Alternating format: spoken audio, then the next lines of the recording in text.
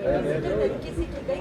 विपक्ष की हमेशा इस तरीके से कहा जाता था कि पूरा समय नहीं दिया जाता है विपक्ष हमेशा ये कहता था कि पूरा समय नहीं दिया जाता है जनता के मुद्दे को उठाने का। अब डिजिटल तरीके से हो रहा है, क्या आपको लगता है कि पूरा समय दिया गया इस बार विपक्ष को? कहाँ समय दिया? हमें जितना समय मांगा था ये 3 दिन चलाया। ये जितने मुद्दे हैं, जितने हमने एडजॉर्नमेंट मोशन दिए, जितने कॉलिंग अटेंशन दिए, जितना समय मांगा, उसके लिए तो कम से कम 15 दिन चाहिए थे। 15 दिन चलाना चाहिए था सेशन को। लेकिन इनकी मेजॉरिटी है।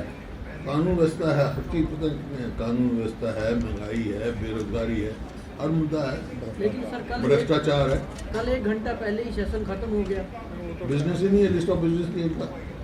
अपोजिशन को बोलने का समय देते नहीं। सिर्फ 0 आवर भी जो है जबरदस्ती अखबार तो चलो 3 मिनट में आदमी क्या कहेगा आप लोकल समस्या।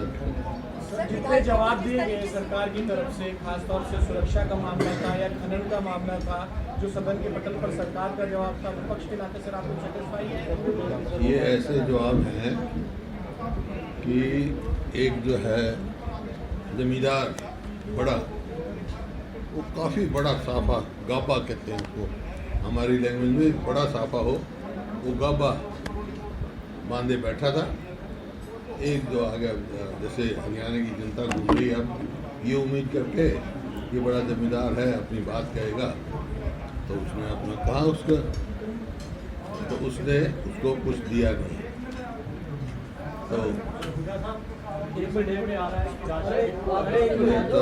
तो उसने एक ही लाइन में कहा, वही सरकार का हाल है। उसने कहा,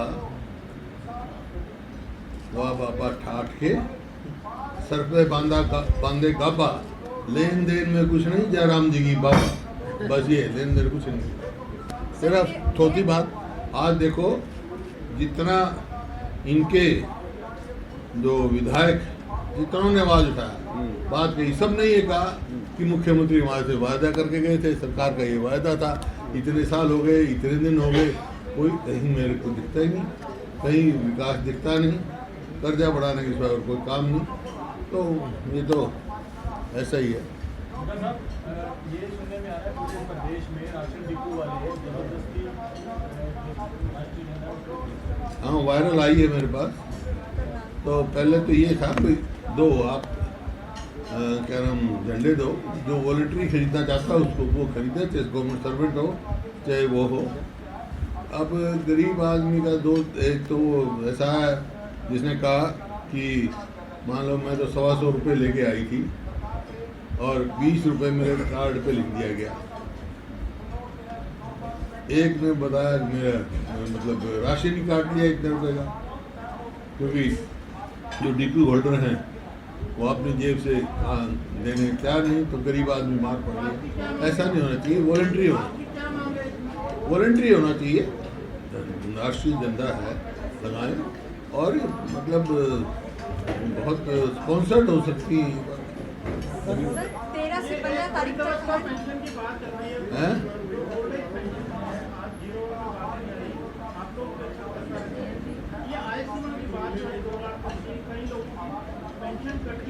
5 लाख से ऊपर की पेंशन कट गई। ओल्ड एज पेंशन भी है, ऑर्फन पेंशन भी है, कई पेंशन है जो 5 लाख से ऊपर लोगों को काट दिया। देखिए ये जो इन्होंने कहा है, ये पहचान पत्र से द्वारा जो कर रहे हैं, पहचान पत्र के द्वारा पेंशन काटने का काम कर रहे हो, तो कोई पहचान पत्र का कोई मायने नहीं। भाई हमारे यहाँ भी पेंशन थी, वो वॉलंटरी डिक्लेरेशन थी, वॉलंटरी डिक्लेरेशन होनी चाहिए। अब एक का पहचान पत्र से क्या है, किसी का लड़का नौकरी लगा हुआ है, उसकी आमदनी नहीं बढ़ गई तो उसकी काट दी। अब आजकल ऐसा ही है, बुजुर्गों को देखते हैं, नहीं देखता है, कौन पूछेगा उसे बुजुर्ग से तेरा लड़का आपकी तरफ देखभाल कर रहा है कि नहीं कर रहा है।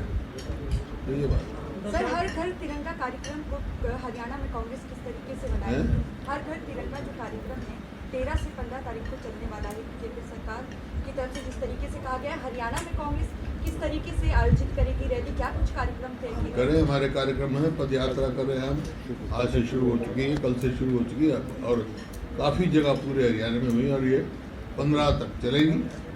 और 15 में जाकर अपना तिरंगा लगाएंगे और प्रयास करेंगे सब डॉक्टर साहब इतने तिरंगे लगाए जाएंगे हर घर पे जो है, जब इनको डिस्चार्ज किया जाएगा ये जमीन पे, जब ये डिस्चार्ज होंगे झंडे या जमीन पे गिरेंगे, क्या उसको राष्ट्रीय मान कहेंगे? जमीन पे क्यों गिरेंगे? बाद में इतने झंडों को संभाल के रखना अपने घर पे लगाएंगे।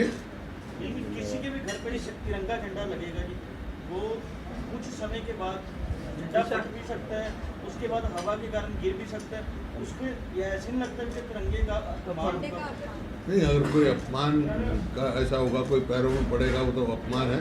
बाकी कोई रखे अपना धोए रखे, संभाल के रखे, स्कूलों में बच्चे जब इस्तेमाल करना लेके पड़े जाते प्रेस हैं। करके धो के अपने घर रख ले, तो अपमान क्या है उसमें? 15 अगस्त को बच्चे झंडी अपने हाथों में लेके जाते हैं और बाद में नीचे गिरा देते हैं और लोग पैरों पे चलते होते हैं। बच्चों को पैरों पे चलना गलत है, बाकी बच्चों को तो हुड्डा सर, आज एक क्वेश्चन लगा है, सरकार ने कहा है कि हरियाणा में जो बेरोजगारी दर है वो 8.3 के आसपास है और युवा नौकरी नहीं चाहते, वो अपना अलग अलग काम ऐसा है। CMI की रिपोर्ट आप पढ़ें, बेरोजगारी जो है 30% से ज़्यादा है।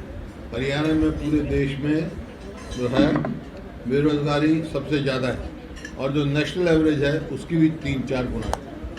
सर, इस CMI और आंकड़े को लेकर एक बयान हुआ था सीएम साहब का, उन्होंने साफ तौर पे कहा कि CMI के आंकड़े नहीं, नीति आयोग ने जो आंकड़े बताए हैं नीति आयोग के अनुसार भी जो नेशनल एवरेज है अनएम्प्लॉयमेंट की, उससे 3 गुना है हरियाणा का लोग हाईएस्ट। नौकरी नहीं चाहते सर, ये भी जल भराव की समस्या जो है सदन में जानकारी है, वो हैं? जल भराव हाँ, बड़ी भारी समस्या है, क्योंकि ना तो ड्रेनों की सफाई की गई, ना जो खाली करते हैं खेत को उसमें पंप लगाने का इंतजाम पहले करा गया, कोई पूरी तैयारी नहीं की। और इसी वजह से आज बहुत सारे किसानों की फसल खराब हो गई। और बाकी सारे डिटेल्ड कल प्रेस कॉन्फ्रेंस करूँगा, उसमें दूंगा भी आपको, तो सारी फसल खराब हो गई। हुड्डा साहब, अग्निपथ योजना का विरोध आप करते दिखे। अग्निपथ योजना को आप सदन में भी लाना चाहते थे, एडजॉर्नमेंट मोशंस लाना चाहते थे, लेकिन सिरे से नकारा गया। किस तरीके से देखते हैं आप, कैसे विरोध जताएंगे? देखिए, अग्निपथ योजना जो है वो ना तो फौज के हित में है, ना नवयुवकों के हित में है। जो नौजवान हैं उनके भविष्य के साथ भी एक किस्म की खिलवाड़। इसका नतीजा क्या होगा? 4 साल के लिए लगाएंगे, 4 साल में 6 महीने ट्रेनिंग, 6 महीने छुट्टी, 2 साल नौकरी और एक आखिरी साल उसको चिंता रहेगी मैं अब क्या करूँगा 4 साल। तो जो जज्बा है देश के स्प्लिट को पाने के लिए वो तो है ही। उनका तो नाम निशान और झंडा जो रेजिमेंट बनी हुई हैं, वो तो नाम निशान और झंडा जो है उस पर भावना पैदा की जाती है देश को कुर्बानी के लिए। और इसका नतीजा ये होगा कि हमारी 15 लाख की फौज घट के तो 12 लाख होगी और अगले 8-7 साल में ये घटकर 6 लाख रह जाएगी। 6 लाख रह जाएगी। आज चाइना और रशिया तो हाथ मिलाए बैठे हैं। आपके एक तरफ पाकिस्तान है, एक तरफ चाइना है, मुकाबला करना है तो आपको अपनी फौज मजबूत करनी चाहिए, फौज कम नहीं करनी। बिहार में सर बदलाव हो रहा है, सरकार जो नई बनने लगी है बिहार की बीजेपी, घटना बिहार को किस तरीके से देखते हैं? बिहार में बीजेपी से नाता जोड़कर बिहार में बीजेपी शपथ ले रहे हैं। के हाथ से चला गया, नई सरकार बनने वाली। पहले भी नीतीश कुमार मुख्यमंत्री थे, अभी नीतीश कुमार मुख्यमंत्री है। बीजेपी से नाता तोड़ दिया है, उस पर क्या कहना? पहले भी छोड़ दिया था, फिर छोड़ दिया। सर, नशे को लेकर ध्यानाकर्षण प्रस्ताव है, तमाम कांग्रेस के विधायकों ने भी दिया है। हैं? नशे की जो हालात है उसको लेकर ध्यानाकर्षण प्रस्ताव भी है सर। देखिए, बहुत गंभीर मसला है जो पंजाब का युवा ग्रस्त है इससे। अब ये एंटर कर रहा है हरियाणा में, इसको रोक लगानी चाहिए। और इसी वास्ते हम खेल नीति लेके आए थे, गांव-गांव में स्टेडियम बनाए थे ताकि युवा शक्ति की ध्यान इधर उधर न जाए और एक अच्छी मजबूत युवा शक्ति हम पैदा करें। सर, आज़ादी के 75 वर्ष पूरे होने पर बीजेपी जो है वो समूचे देश के अंदर अमृत महोत्सव बनाने जा रही है। किस तरीके से देखते हैं, खासतौर पे अमृत बीजेपी महोत्सव- नहीं, देश बना रहा है भाई। देश का आज़ाद जो है ना पूरे सब ने कराया था, तो बीजेपी ने नहीं कराया, सारे देश ने कराया था। अमृत महोत्सव सारे देश को है, सर सारे देश को मनाना है 75वां वर्षगांठ। हम भी मना रहे हैं, अमृत हम भी सरकार पद यात्रा इसी वास्ते कर रहे हैं, गौरव यात्रा कर रहे हैं हम।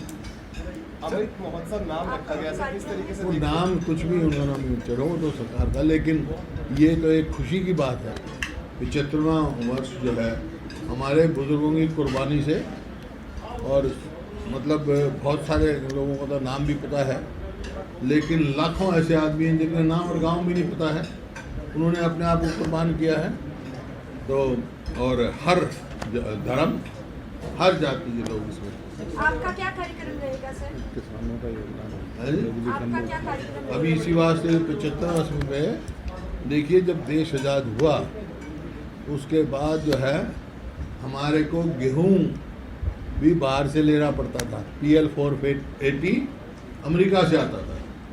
आज अपने स्वतंत्र सेनानियों को तो मान सम्मान करते हैं, लेकिन जो लाल बहादुर शास्त्री ने नारा दिया था, जय जवान जय किसान, जिसकी वजह से मैं अग्निपथ का विरोध कर रहा हूँ। जवानों ने तो किया, लेकिन किसानों को भी हम आज मैंने तो प्रस्ताव भी दिया है, अगर ये मंजूर करेंगे तो, कि जो किसानों ने आज ऐसे मेहनत करके अपना खून पसीना एक करके जो जिस देश को बाहर से अनाज लेना पड़ता था, आज इस स्थिति में हम बाहर एक्सपोर्ट करने की स्थिति में हैं। इतनी जनसंख्या बढ़ गई, सबका पेट पालने का काम किया है। जो अन्नदाता है उसका सबको पूरे देश को उसका भी धन्यवाद करना चाहिए, अभिवादन। सर हरियाणा में पहले दिन एक सवाल लगा था सर, हरियाणा में शिक्षा क्षेत्र के बारे में क्या कहें? है जी, हरियाणा में शिक्षा क्षेत्र के बारे में क्या कहें? शिक्षा स्तर की तो बात ये है कि 2014 से लेकर आज 2022 आएगी, एक भी शिक्षक भर्ती ही नहीं किया है, जबकि हर साल 6 लाख बच्चे हमारे पढ़ते हैं। उनका भविष्य अंधकार में डालने आने वाले। आधी वैकेंसी आधी वैकेंसी आज 50% वैकेंसी खाली है, 39,000 के करीब। सर पहले दिन एक क्वेश्चन लगा था कि किसानों के कर्ज बढ़ गए और 2014 से लेकर अब तक 19 किसानों ने सुसाइड किया। तो कोई कर्ज माफी की कोई मांग होगी सर आप लोग? वो तो हम ही करेंगे भाई, इनके अंदर कुछ नहीं, इनसे नहीं चलें। तो बाकी कल